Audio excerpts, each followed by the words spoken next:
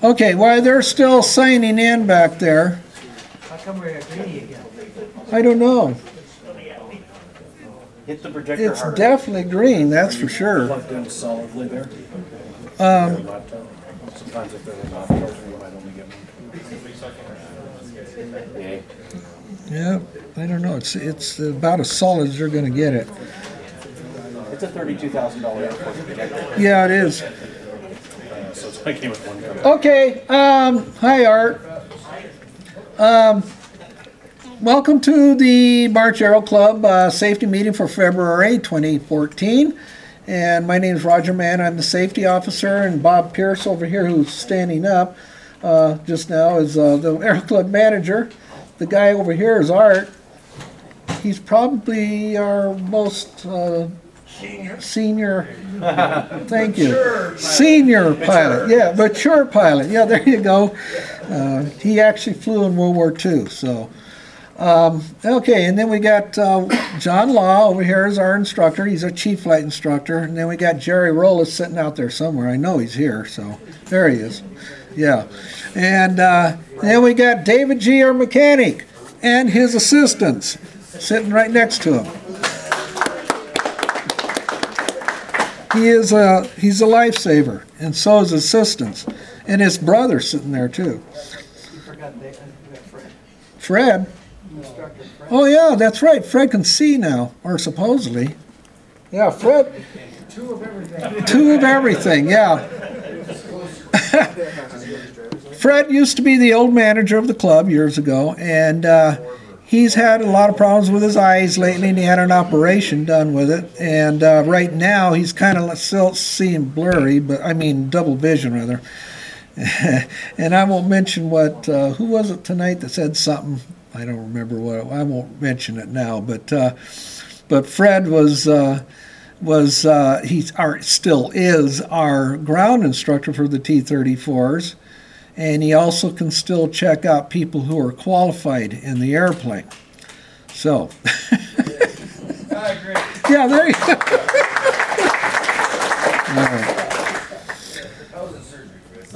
Yeah, Fred was in surgery very long. He couldn't see. He couldn't see anything. He was. They didn't fix his ears, so it's no. Oh, okay. Okay, all right. Generally speaking, what we do is we follow a outline, and all you guys who are the old timers can go ahead and fall asleep at this point, and for the new people this might be exciting. So usually what we do is the first thing we do is introduce new people, and we got a guy hasn't joined yet, but he's going to. So introduce yourself and your wife too. Hey, how's it going? I'm Dwayne Smith. This is my wife Audrey. We're here living in Temecula. I'm an active duty Marine out in Camp Homestead right now. Got a lot of them in here. I am a private pilot. I just got passed my check ride January 7th, actually. So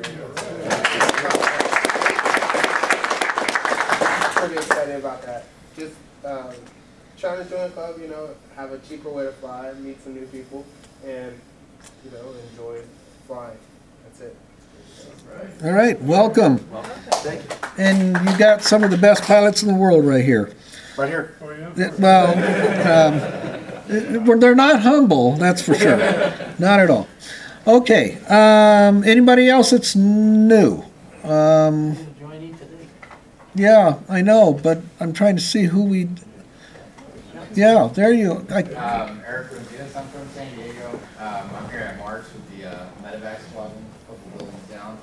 Yeah, just trying to get my private pilot here with Jerry. All right.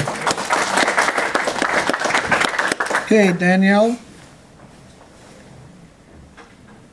No, you. Oh, me? You, yeah.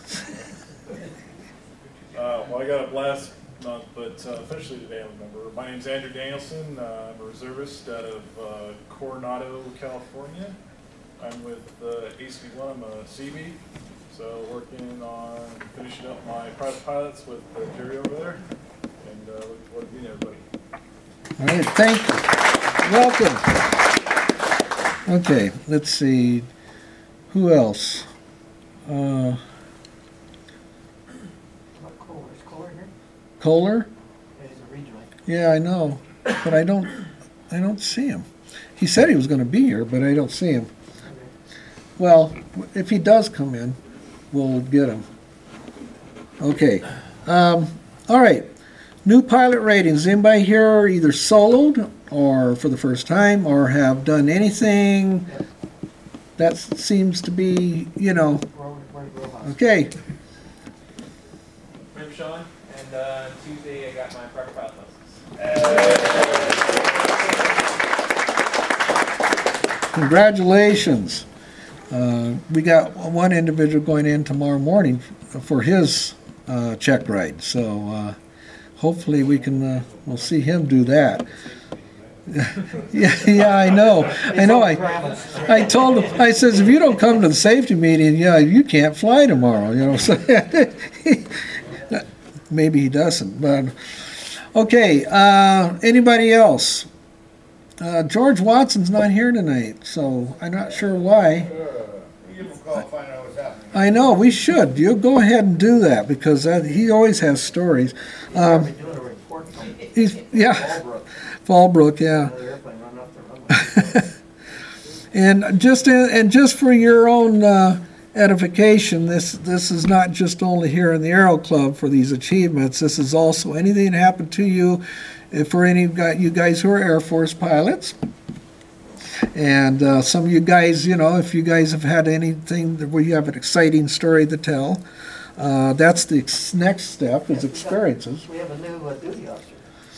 Yeah, Colonel Patel. Oh, okay, just became a new duty officer. Yeah, Mark Pantel's going to be one of our new clearing officials, just like to give him the final spanking initiation. Yep. We really appreciate everyone's help with that program. If all the existing guys and anyone else that comes on board, we really appreciate your help. See, we're not going to let you free, Mark. You got to, you know, show He you. said he lives close, so that's... Yeah, he lives close. I do.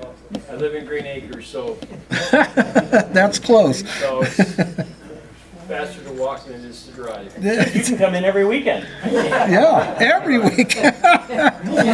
John can help you out. Yeah. Okay, anybody else have anything to talk about that might be related to flying, parachute, trooping, you know, if you're one of those kind of people, jumping out of an airplane? Yeah. No? Good grief. Okay, we've got to get moving. Aero Club manager, he's going to talk. And then what after that, our subject tonight is what would you have done? Okay. Okay, I guess we got to talk to the Aero Club manager. He's going to stand up and talk. Before he talks, I got 14 people whose credit cards rejected for the dues run. 14 people. You're probably not here. No, some of them are. I'm looking at a couple. We really need help in regards to your credit card, so Yeah. if one is expired or was compromised, you gotta give Roger a call, because every time we go into the system and try and put it in, it costs us money. So help us out to keep our costs down by keeping them informed of when the credit card expires, when you get a new one on the update. So as soon as you stick it in the wallet, make a phone call here. Or make sure that you have money in the bank account. I mean, if you don't, I mean, I understand. I usually run the ones that are just because they didn't have quite the amount of money in the bank account. Those are pretty obvious. Chase does kind of give a little code for that. And what I'll do is wait a few days and then run it again. And 90% of them all go back through. But it's the ones who are over 3 months due.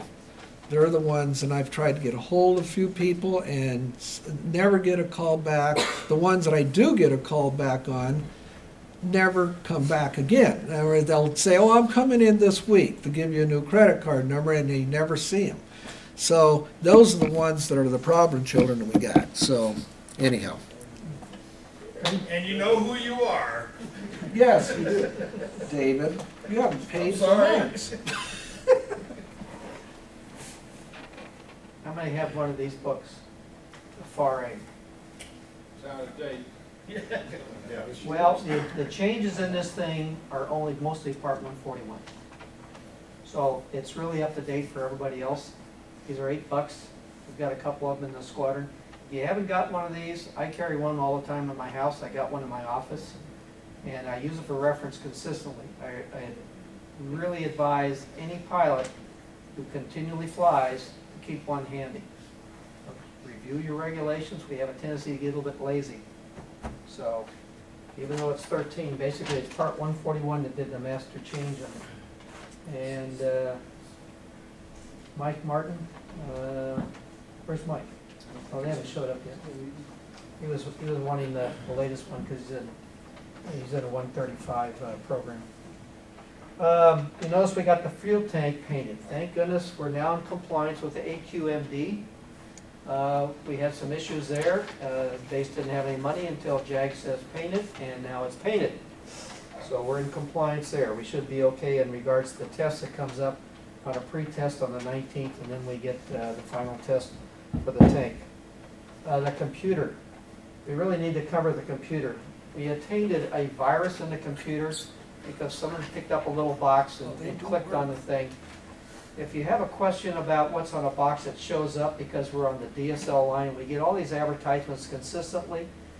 Do not take and click on if it says scan or whatever, and if it looks official, don't do anything. Just delete it by clicking the little X on the box, or have Roger and I come and look at it, because it's been in the shop now for a week.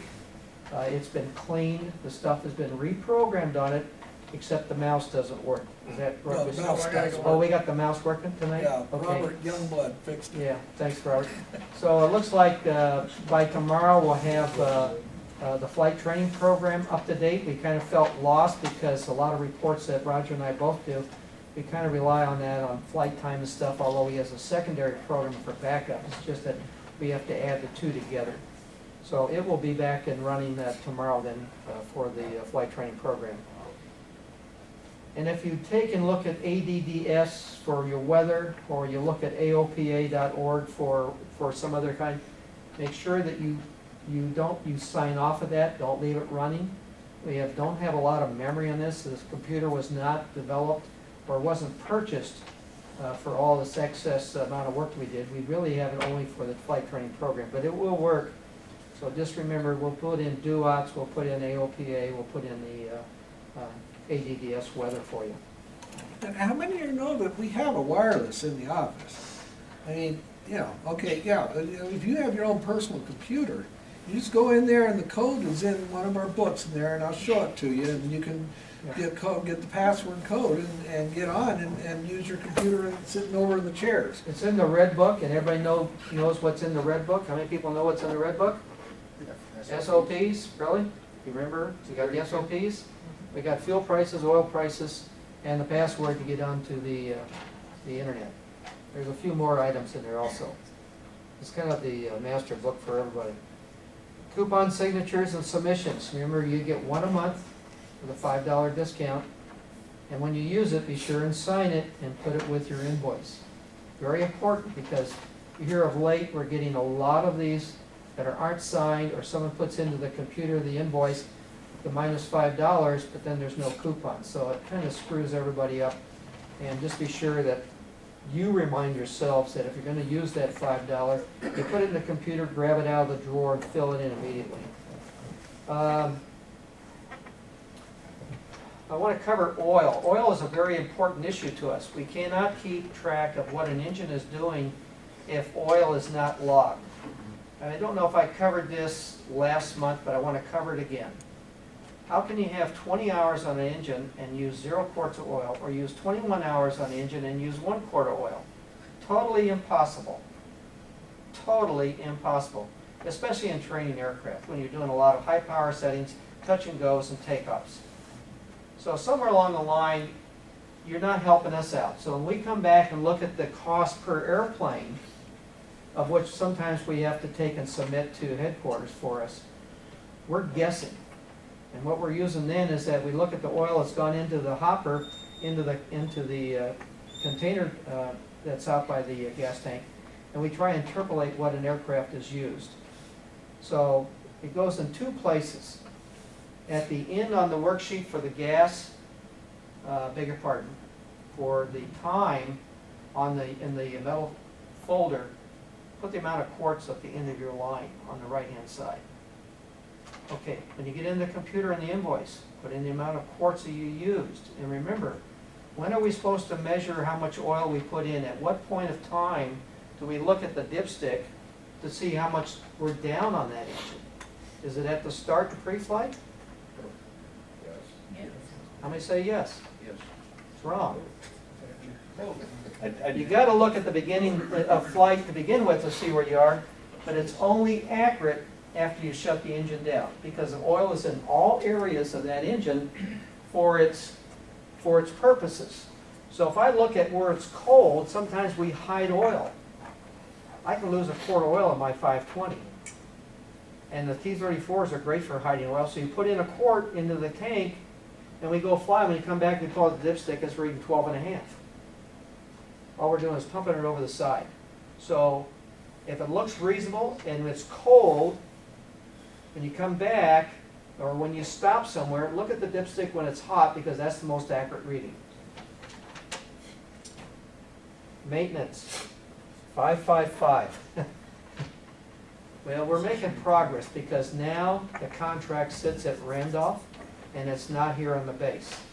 So tomorrow morning, I will call a contractor at Randolph. I think I have to go into the IBPS and put in a PR. It wasn't really clear what I was supposed to do. But we're bypassing contracting here. It will go to, more than likely, at Chino for the rework on the wing. But contracting wanted the statement of work. This is their process.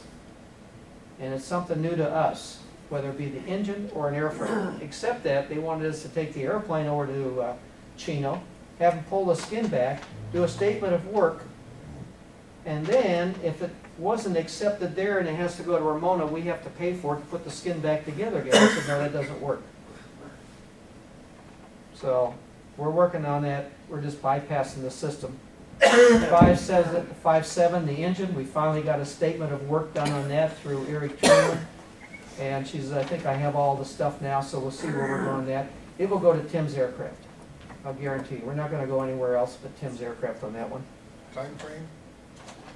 When I get the contract, 6 weeks. When the contract is made, 6 weeks. That's maximum. He said 4 to 5. I figure he can probably do it for, pretty close to 4 to 5.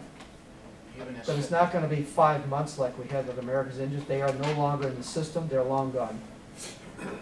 John? But I was going to say, when you get the contract, do you have an estimate for when you get the contract? When the contract is let and he picks up the engine, he'll have 5 to 6 weeks to finish it. Not the 5 or 6 weeks part. How long until you get the contract let? I have no idea. They had the contract for 2 months already. In fact, they got it in December.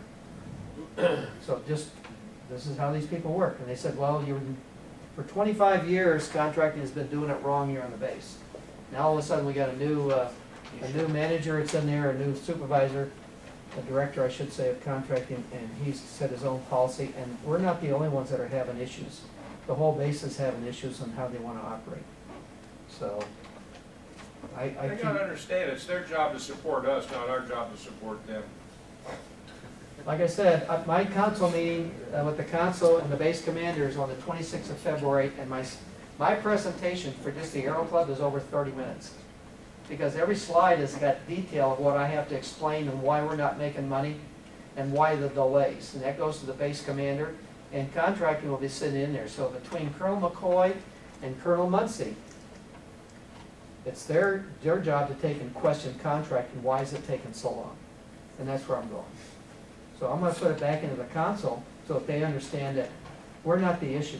The issue is the base. And a lot of people have already found out that the base is a big project. It's just like the gas tank. We're not allowed to pay the gas tank. It belongs to the Aero Club. So then I made a statement to someone and came back and they sent me the regulations. And the regulations, because we're so-called a Category C, which means that we're non-appropriate funding and that we're a nonprofit organization for services, and it's above ground tank that's permanent, it becomes under appropriate funding under environmental. Well, AQMD says it's got to be painted. That comes under state. I've got 50 pages of state regulations that I downloaded for these people to look at.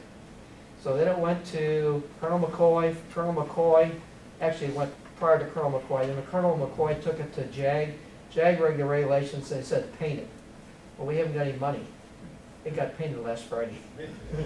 So we're now in compliance, and that's why I said we were in compliance with that thing. I'm just saying how people keep bypassing this, and for 2 years, Kerry Kerr, who was my boss at that time, and I both argued to those points that we don't have control of that tank. It's a base project. So this is how this base has been operating for years, and there's been a lot of people trying to make change. It's been a very slow process because of the ingrain that's taken place, so just bear with us. And I argue and get chewed out. I just go along with the program, but I argue like heck for this Aero program. You can't believe how much time I spend arguing about it. 5.3? 5.3? Yeah, That's- a blue one down on That engine came S&C mods, and there's also, I'm not allowed to touch it, even $900, which is I can get authorized. I'm not allowed to even do that. It has to go before the council because it's going to be a project. And I got $4,000 to look at that engine.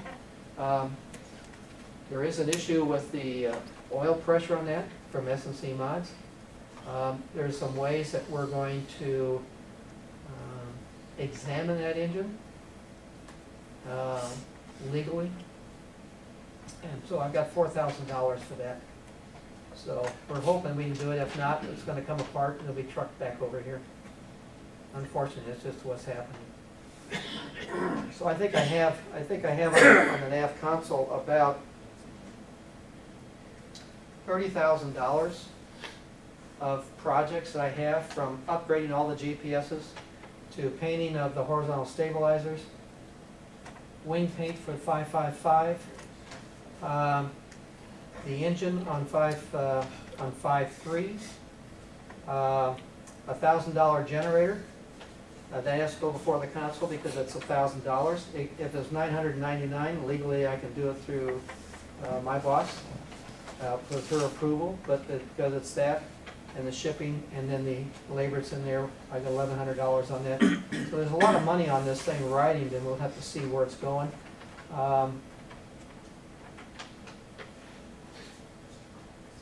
It's kind of hard to say where the council's going to go. You know, I think last month I mentioned that the original money for the engine bought dishes for the club, and that kind of raised a lot of eyebrows. It went back on. Instead of $28,000, now we have $31,000 for that engine. So you know, I said, well, this is where it goes. I mean, you guys waited, and it was used improperly, so now we have to ask for more money because the prices went up. And by the way, speaking of prices, January 1, we end up in some cases a 20% increase on the aircraft parts. It's just really interesting. A switch, as an example, I have a switch that originally, the original cost in December was $202. When I ordered it in January, after everybody came back from their Christmas vacation, it had gone up to $226. I'm just saying what's taking place. We managed to buy some fuel at a reasonable cost before it went up. It's going up again. We're going to see gas back up into the $5.80, $6 figure probably for avgas in the future. We're also working on a contract with the Air National Guard to supply gasoline for their Cirrus. If we can do that, we can increase our income again, just like we did with customs. Except that when we purchase gas, then the price goes up for everybody. So, you know, it's kind of a damned if you do, damned if you don't thing, but it's showing that we're trying to make a profit for the club and stay viable. 6/6 November has a Hobbs problem. And I'm sorry I'm taking so long, but I think it's important to everybody. So when you fly 6/6 November, use the tachometer. We'll fix it Thursday. Well, we're talking about Wednesday. You gonna fly tomorrow? I have no idea, but I'm just going to explain to it. If the Hobbs is not working, take 1.2 times the Hobbs reading and add 5 minutes. And you're going to be awful close to the Hobbs reading for payment to the club. 1.2 times the tack weighting. That's, yes, the tack, not the hops thing. I just covered some of the stuff on the council, with the council meeting, which goes to 26th.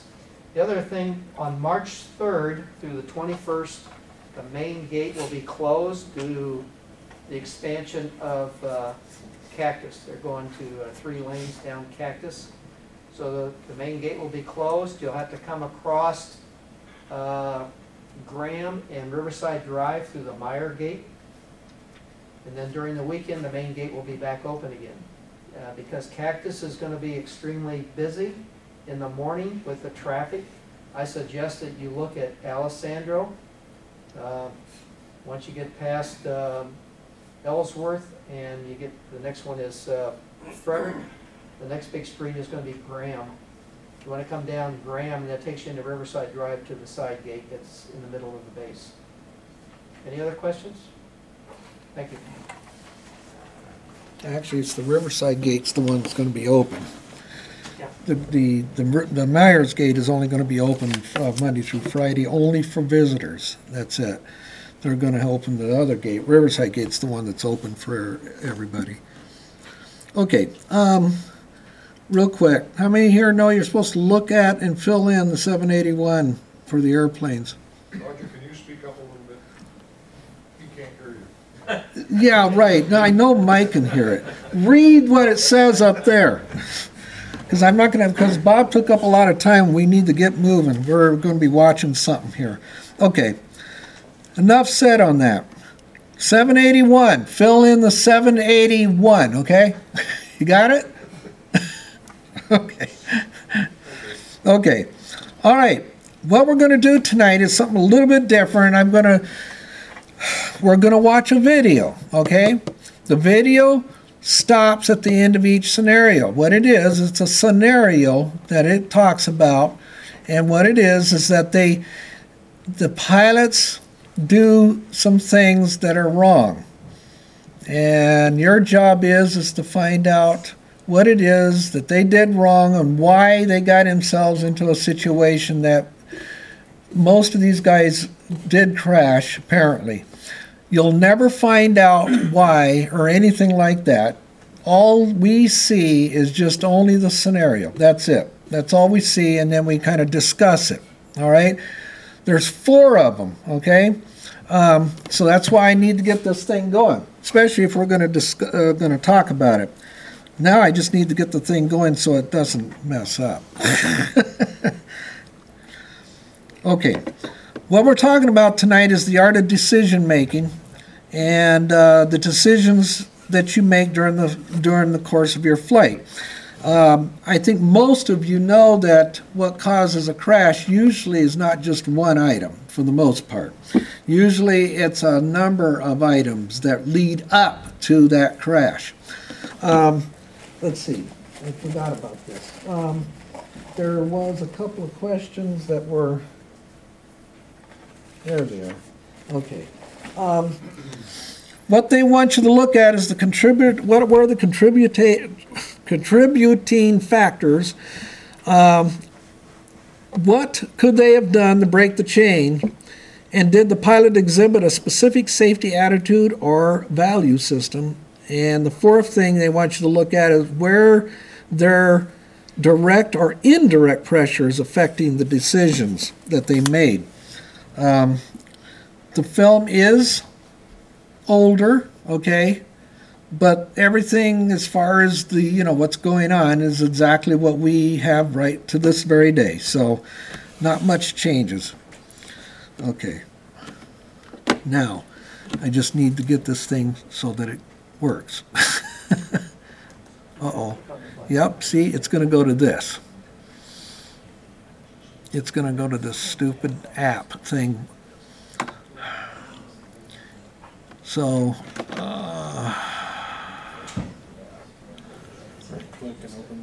yeah, I can't find it. Okay, it won't do it on this because this is a link that takes you to the video. Yeah, I'm probably gonna have to. Okay. All right. Come on. I can't get the mouse to work either.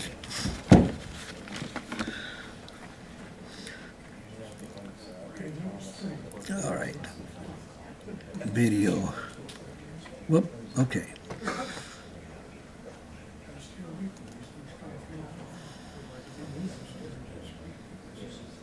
Okay, it's not giving me that decision. There we go. Real player.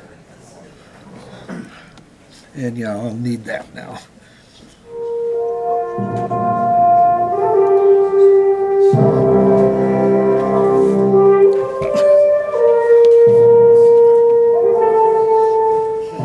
General aviation. It's an industry comprised of 650,000 pilots flying over 200,000 aircraft. And the missions of general aviation are as diverse as its pilots and aircraft, and the individuals and businesses that own them. Unfortunately, an unacceptable number of these general aviation aircraft, their pilots and passengers, have succumbed to senseless and often tragic crashes. And the highest percentage of these crashes have been caused by human error, namely pilots making poor safety of flight decisions. What's even more alarming is that the same mistakes are being made over and over again throughout the industry. As you go through this training and watch the scenarios, we suggest that you should concentrate heavily on the error chain depicted in each scenario and how these steps ultimately lead to a crash. Ask yourself, what were the contributing factors? Were there opportunities to break the chain? Did the pilot exhibit a specific safety attitude or value system that might have influenced his decision-making? And were there direct and or indirect pressures affecting the decisions of the pilot? Now, let's begin the scenarios.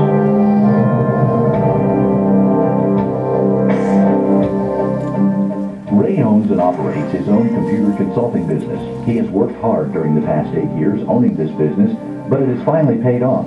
He was finally able to fulfill his lifelong dream of learning to fly and owning an airplane. For a private pilot with about 250 hours logged, he made a good choice when he bought a used Cessna 172 that was in very good condition and included a radio stack that would allow him to continue on training for his instrument rating. The prospect of being able to use his 172 for business from time to time was also exciting to Ray, and the day to do this had finally arrived. He had an important meeting scheduled for 6 p.m. that evening at his office with one of his top clients. Another client requested a service call for earlier that day in a town that was a 3-hour drive from Ray's office, but only about an hour and 15-minute flight using the 172. So Ray agreed to fly up to this location and perform the service call. That morning, Ray checked the weather, and it showed decent VFR conditions for Vail, but the forecast was for 2,000-foot ceilings and 3 miles visibility for his return to his home base, which were exactly what his personal minimums were for flying in daytime VFR. He decided to go. His destination was a busy airport, mixing airline and general aviation traffic, and an airport he'd never been to before. So Ray took a few extra minutes to study the airport runway and taxiway diagrams in order to avoid any runway incursion incidents, finishing preparing himself for the trip, and then filed his VFR flight plan. Ray arrived at his hangar with plenty of time to perform his typical detailed pre-flight of the 172. He started the engine and taxied out for takeoff. After completing his thorough run-up checklist, he was on his way. The outbound flight was enjoyable, especially since his tailwind was much stronger than forecast, and he was making a great ground speed. And Ray's airport preparation also paid off. His arrival went perfectly from his coordination with approach control and the tower to his ground operations into the ramp. Studying those airport charts surely helped. His service call was successful, except for the fact that it took 2 hours longer than he had anticipated to complete. Although he still had enough time to fly back home for his 6 p.m. appointment, his time was now tight, and he had none to spare. Ray arrived back at the airport where the weather still looked good. He elected not to take the time to update his home base weather conditions or file a flight plan for the trip home. After quickly checking his oil, Ray started up for his return flight. After picking up his clearance out of Class C airspace, he taxied out for departure. Following the takeoff and leaving Class C airspace, Ray was on his own. The weather was obviously worsening, and his ground speed was significantly lower than his outbound trip. He was beginning to become very concerned about the weather conditions and about being late for his 6 p.m. appointment. He pressed on, having to continuously maneuver to stay clear of clouds, but that task became more difficult as each minute passed on. At times, he found himself between layers of clouds with no ground contact at all. Finally, as he neared his destination, he spotted a hole and decided this was his chance to duck under the clouds. His descent became rapid, and he worried that he wouldn't break out when he reached his personal minimum of 2,000 feet above ground. But he reasoned that he was in a familiar area and decided that if he was ever going to get into his home field, he had to keep going now. Not having tuned into the ASOS, he was unaware that the weather conditions had diminished even more significantly at his home base field.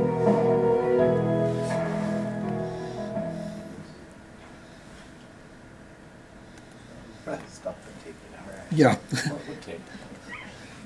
Ah, shush.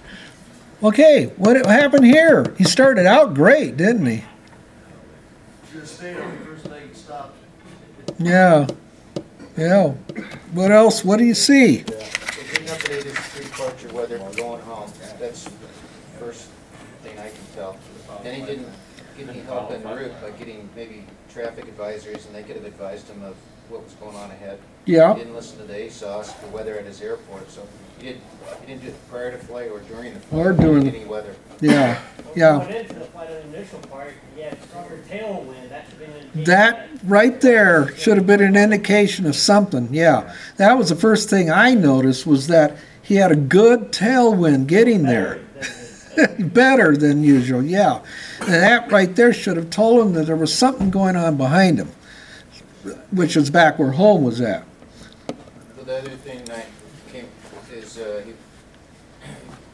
once he started entering IFR conditions, he probably should have declared an emergency at that point. He's not an IFR pilot, and let somebody help him get Get on to a the- safe area. Yeah, get on the ground. Yeah. Yeah. But he had to keep going because he had to get home-itis. Yeah. Was that pressure, outside pressure, right there? Yeah. Yeah. He needed to get back, and because of this What was the appointment. reason he needed to get He home? had another appointment at He had another appointment at 6. So So he was always running late already. he was running late already, and that right there, even the list inkling of the idea that you're running late to get back home, that's a red flag that should come up. That's just one item, of course. If he would have checked the weather before he left and found that the ceiling was down, he'd been better off renting the car. Okay, anything else? Okay, if not, we'll move on to the next one. We don't see what happened to him? Nope, I told you, we don't find out any of that stuff. Still haven't found him, Art. Yeah, the only way we could actually do that is that tail number is his tail number, and so we could look that up with the NTSB. Hal was the type that is successful in everything he does. His chain of pawn and gun shops throughout the southeast United States has done very well over the past 30 years. He was not afraid of hard work, commanded peak performance from his employees, and it showed in his business results. But his greatest passion was his flying. Since the days of his first flying lesson many years prior, Hal approached his flying with a fierce intensity and desire to excel. He bought his first airplane immediately after getting his private license and began obtaining additional ratings. As his business grew, he upgraded airplanes so that he could more effectively visit his regional stores. Although the higher performance aircraft rewarded Hal's thirst for a challenge and return on investment, he most enjoyed flying them just for fun, and could often be found visiting small grass strips in out-of-the-way places. And when Hal finally sold his chain of stores and retired, he immediately sold his business airplane and bought a tailwheel sport plane, similar to what he learned in. Hal was now back doing what he enjoyed most, flying for fun. He spent some time refreshing himself on tailwheel airplane flying techniques, which did not present a significant problem to Hal, and he didn't expect it to. He also had an instructor friend work with him for a few hours, mainly to show him a few basic aerobatic maneuvers. The day had finally come when Hal was to make good on a promise to take one of his longtime friends for a ride in his new plane. His friend Larry had been looking forward to this and was ready to go. Larry had flown with Hal many times in other planes, so he was not only comfortable around small planes, but he had a high degree of confidence in Hal's abilities. Hal briefed Larry on the particulars of the new plane, and they were soon departing. The flight started quite well, and Hal and Larry were having a good time. Hal then demonstrated one of his newly learned aerobatic maneuvers, which Larry thought was great. Larry then asked Hal if they could fly over his house because he had family visiting and they knew he was flying with Hal. So Hal agreed and they found Larry's house. After a few circles, Larry asked Hal to go lower and buzz the house, which Hal did. Then Larry asked Hal to do one of those great rolls he did earlier. Hal hesitated at first, then reasoned that it couldn't be any more difficult than it was at altitude and agreed to try the low altitude roll. So in the next pass, Hal went ahead and entered the rolling maneuver.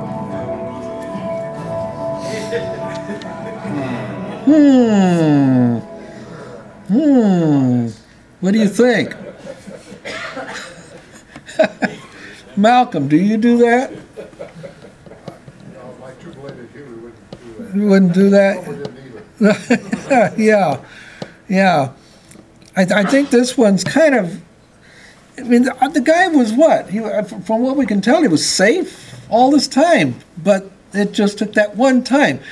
Beware about buzzing the house. I know a lot of you guys take passengers up and fly over, the houses, but when it comes to like buzzing the house, well, They don't know the safe altitude to begin with. yeah, that's right. Well, one of the things, and that was a statistic that I had seen in the Air Force. It was Air Force safety, and they said that some of the, I don't remember what the percentage was, but a major part of the accidents in F-16s, believe it or not, is when the pilot takes the F-16 and flies over his parents' house, and they some of it was fixation and some other things, and totally losing what they learned and everything, and crashing the F-16 into the ground. I remember one case that happened in Texas. Was it Texas or Oklahoma, where the guy came in on an F-16 and he flying over his parents' ranch out in the middle of nowhere, and he came in and he was flying low and he hit the top of a tree and it just went right in. And of course the parents got to see him get killed too. So, beware of that kind of a thing.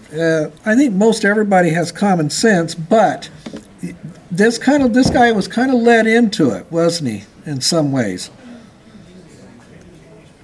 Okay, anything else on this? Yeah, but he never considered a safe altitude either. No, he didn't consider safe altitude either. Okay, scenario 3.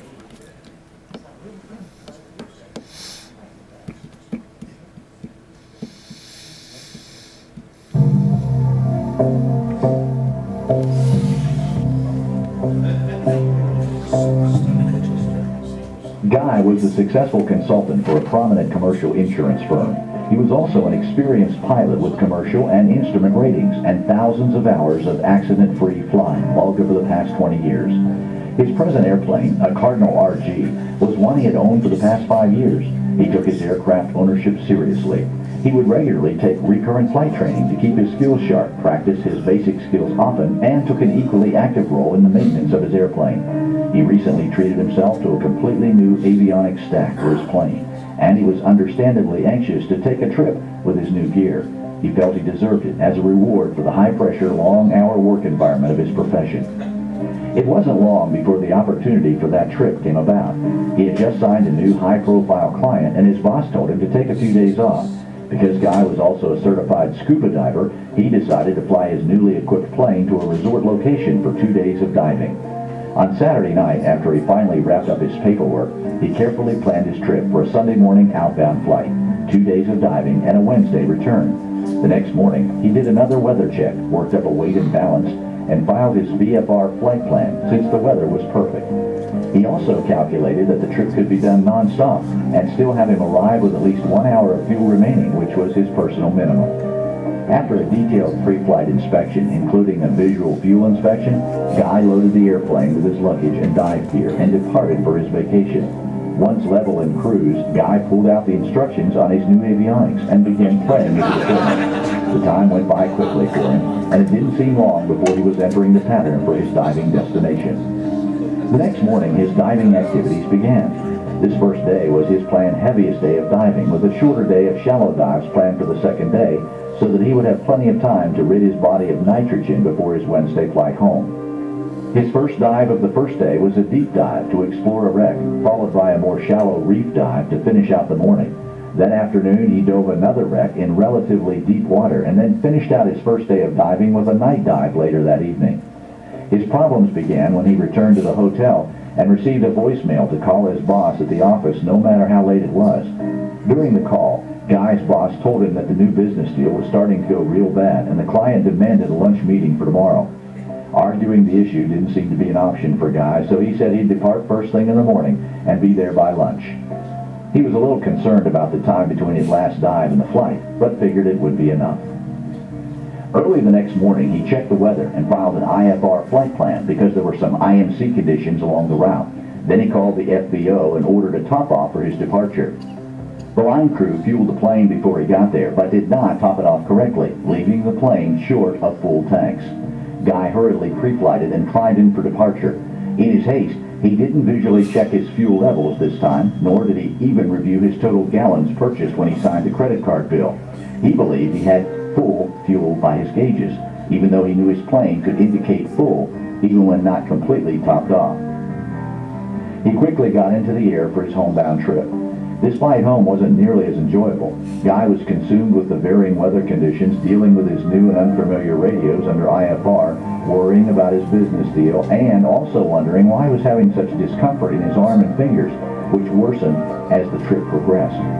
With about an hour left to go in his destination, Guy suddenly realized that his fuel gauges were indicating quite low.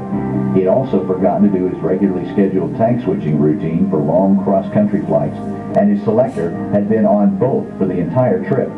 The weather had finally improved, and with nothing but wooded terrain ahead between Guy and his destination, he briefly considered stopping and checking his fuel. But the discomfort in his arm and unfamiliarity with his new navigation equipment and his belief that he didn't have the time to go to another airport and make his appointment caused him to quickly abandon that idea and hurry home instead. Plus, he reasoned that his total time for this leg would be about the same as his outbound leg. He did get his tanks topped off, and his gauges must be wrong. So, he continued on for his home base.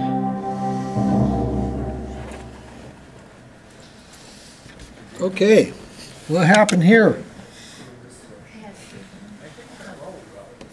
Well, was there any outside influence involved in this? Pressure again. Yeah.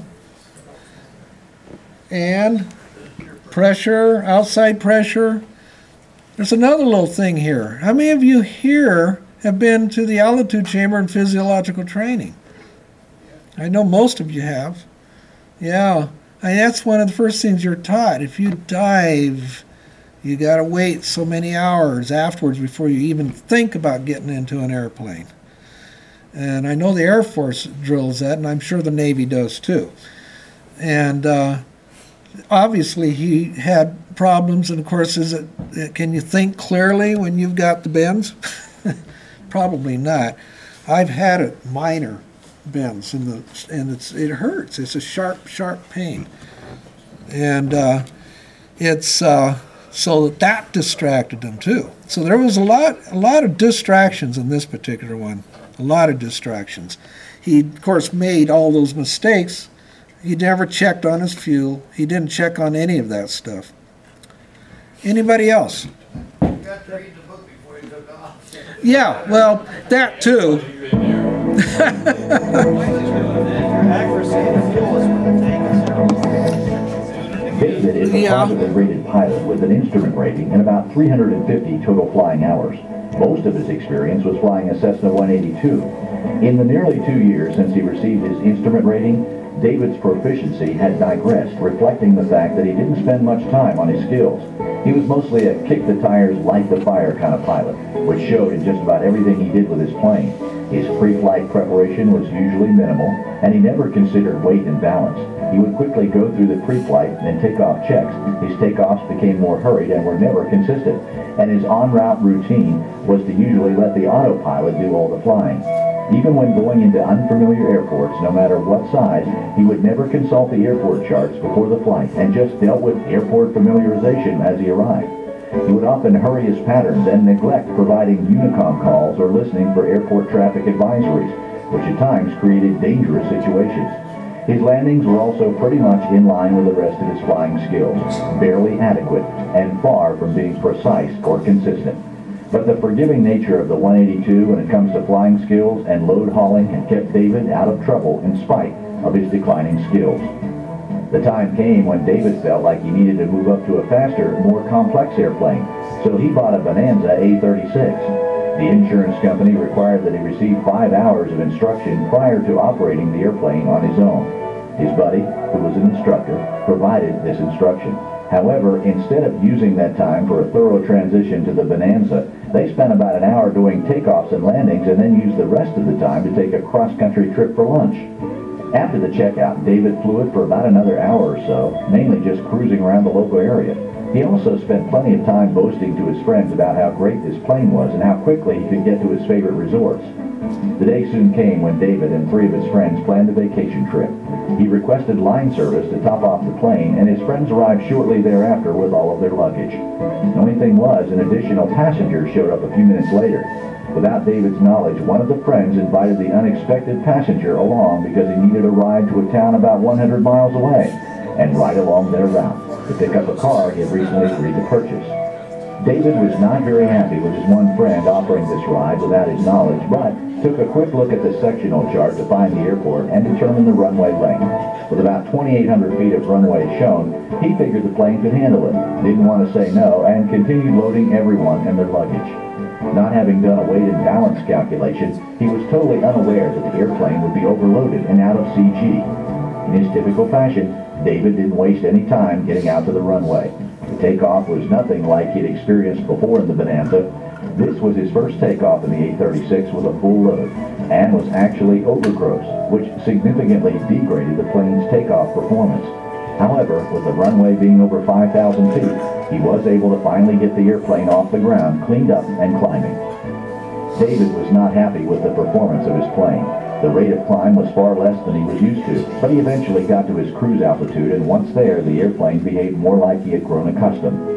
It wasn't long before he had to begin his descent for his first stop. When he arrived at the airport, he closely looked over the field at pattern altitude and noticed the trees obstructing both ends of the runway. He flew a full-flap, higher approach than normal for him, which resulted in his speed being faster than normal for landing on a shorter field. He was using the approach attitudes that always worked in the Cessna 182. After floating down nearly 2/3 of the runway, David decided to go around. But with full flaps, full power, heavy nose-up trim, and an overloaded airplane, David's new airplane became more than he was prepared to handle.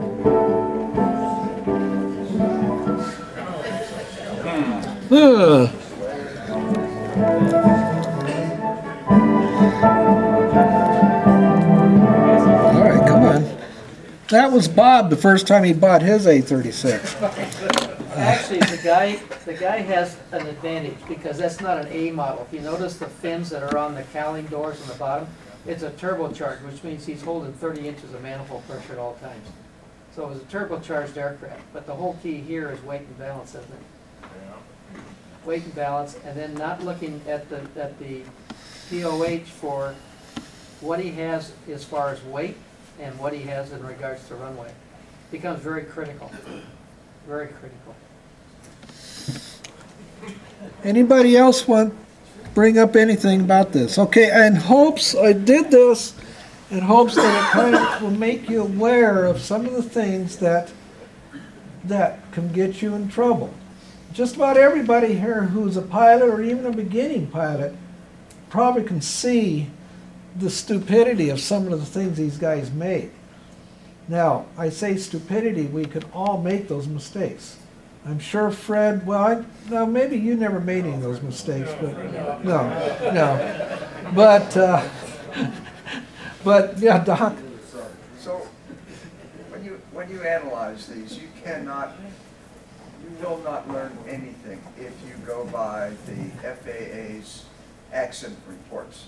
For example, first one, controlled flight into instrument meteorologic conditions. Yeah. So it's more important to go into a kind of a deeper psychological analysis and wonder about how we, every one of us, makes decisions. Right. Especially having to do with flying. Yeah. And until we all get a little bit more insight into making decisions, and all of these help. Yeah.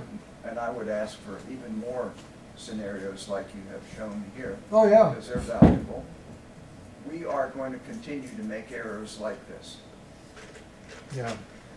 And it's interesting because when I was still in the Air Force, I got very fascinated in the psychological side of the research and this type of thing and why human beings do what they do, especially pilots. And it fascinated me because my degree is in biology, and so I was always involved with that side of the house anyhow. But it's just fascinating with some of the things that go on, and I suggest to go on to any of these sites where they do talk about that kind of stuff. And the doc is correct. It's if you oftentimes we do things and we can't explain why we did it. Somebody walks up to us and says, "Why did you do that?" I don't know. And I've had, you've all seen that with your kids, with people why did the guy, drive the wrong way down the freeway, other than being drunk. I mean, it's like, why would the guy do what he did, So I'm going to recommend to the group a technique that a lot of people use. I use in the operating room, use in the airplane. When we are faced with a difficult decision, there is a feeling that we get in here that calls into question whether we should do it. Now, every one of these scenarios that you showed, you could see the look on the pilot's face. They know that there's something wrong. Yeah. So if you ask yourself a single question when you make the decision, how will this look to the Accident Investigation Board? You will be going down a different path in most cases. Art. May I tell an airplane joke so we depart on a more humorous note? Well, I think the doc. Very quick. Yeah. On some air bases, the Air Force is on one side of the field and civilian aircraft use the other side of the field with a control tower in the middle. One day the tower received a call from an aircraft asking, "What time is it?" The tower responded, "Who is calling?" The aircraft replied, "What difference does it make?" The tower replied, "It makes a lot of difference. If it's an American Airlines flight, it's 3 o'clock. If it's an Air Force plane, it's 1,500 hours. If it's a Navy aircraft, it's 6 bells. If it's an Army aircraft, the big hand is on the 12. And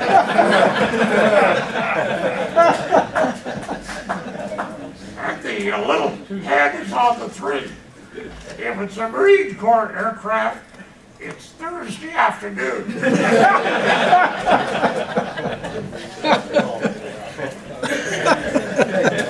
All right, Art. That's good.